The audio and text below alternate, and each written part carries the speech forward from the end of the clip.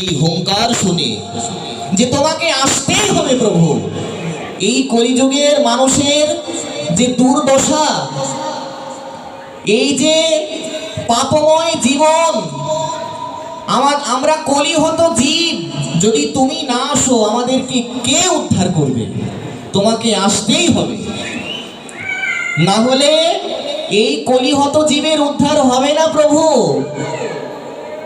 এই অদ্বৈত প্রভুর হুঙ্কারেই তো আসলেন।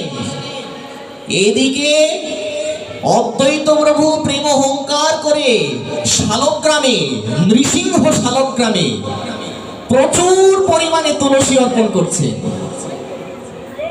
অদ্বৈত প্রভু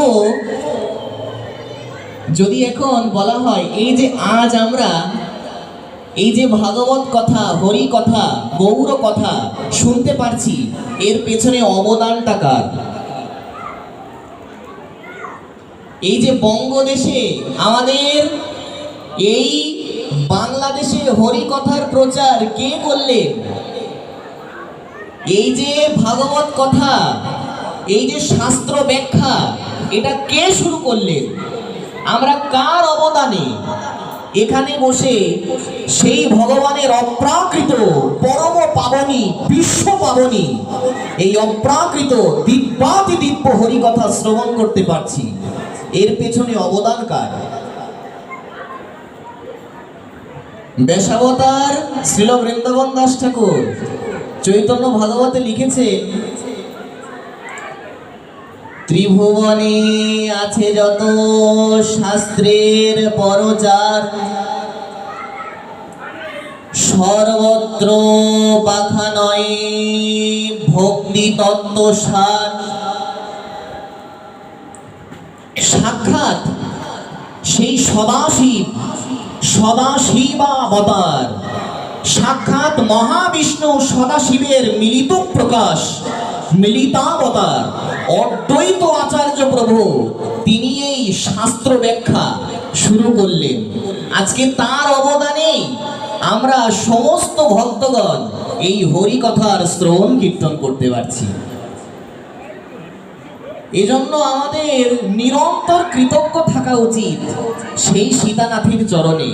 তাই আমরাও বলবো, জয় সীতানাথ, জয় অদ্বৈত প্রভু, জয় সীতানাথ। তিনি সর্বত্র কৃষ্ণ ভক্তির ব্যাখ্যা করছেন, শাস্ত্রের ব্যাখ্যা, ভক্তি শাস্ত্রের ব্যাখ্যা, সর্বত্র ভক্তি সিদ্ধান্তকে স্থাপন করছে আমাদের অদ্বৈত প্রভু। তো সেই সদাশিব রূপে মহাপ্রভু সেবা করলেন। আচ্ছা, পঞ্চতত্ত্বের মধ্যে এই যে নিত্যানন্দ প্রভু, তিনি কে? প্রেমভক্তি চন্দ্রিকায় নরোত্তম দাস ঠাকুর মহাশয় লিখেছেন, ব্রজেন্দ্র নন্দন যেই শচীসুত হইল সেই বলরাম হইল নিতাই। তার মানে সাক্ষাৎ যিনি বলদেব, বলরাম, এই যে রথযাত্রায় যাকে বলরাম বলা হয়, বলদেব বলা হয়, বলভদ্র বলা হয়, সেই দাপরের বলরাম, বলদেব, তিনি এই কলিযুগে আমাদের মতন কলিহত জীবকে কৃপা করার জন্য, গৌর প্রেম, রাধা প্রেম দিয়ে ধন্য কৃতার্থ করার জন্য নিত্যানন্দ প্রভু আবির্ভূত হলেন। সাক্ষাৎ সেই বলদেব প্রভু, তিনিও নিতাই স্বরূপে গৌরের সেবা করলেন। আচ্ছা, গদাধর পণ্ডিত, যাকে আচার্যগণ, গোস্বামীগণ স্বয়ং রাধা বলেছে, গৌর গণোদ্দেশ দীপিকা, চৈতন্য সহস্র নাম, উভয় রাধিকা কৃষ্ণ শ্রী চৈতন্য গদাধর, যাতে স্বয়ং রাধা, সাক্ষাৎ রাধা বলা হয়েছে যে গদাধর পণ্ডিতকে। তো মূলত এখানে একটি বিষয়, একটু বুঝতে আমাদের ভুল হয়। এই যে আচার্যগণ গদাধর পণ্ডিতকে স্বয়ং রাধা বলছেন, তাহলে গদাধর পণ্ডিত কোন রাধা? কারণ গদাধর পণ্ডিতকে স্বয়ং রাধা যদি মানা হয়, তাহলে মহাপ্রভুর মধ্যের থেকে রাধারানী উড়ে যায়।